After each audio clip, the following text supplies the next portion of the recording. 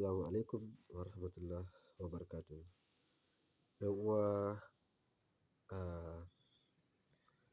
Pi Network Arewa, barkanmu da safiya da fatan mun tashi lafiya.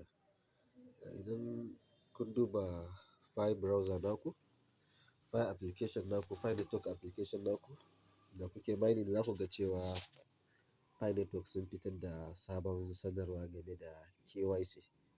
To bai dai wuce bayanin da na yi jiya ba, ina tsammanin ko shekaran jiya ba, akan wato KYC. Abinda dai sanarwar nasu, kamar in kuka shiga nan wajen KYC Q&A, wato question and answer, wato kamar waɗanda suka damu da tambaya kuma suna buƙatar ansa. To duk abin da kake buƙata na tambaya game da KYC, wato tantancewa know your customer, da ansan da ya kamata su baka, to shine suka fitar da sanarwa a kansa yau ɗin nan da misalin ƙarfe 4:54 na safiya.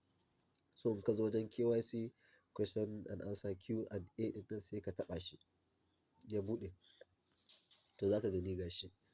Tambaya na farko, yaushe ne za a fara KYC mai gaba ɗaya, ko kuma za a ci gaba da yin shi batch by batch ne, wato irin a tsakuro kamar mutum 50 ko 100 daga kowace ƙasa.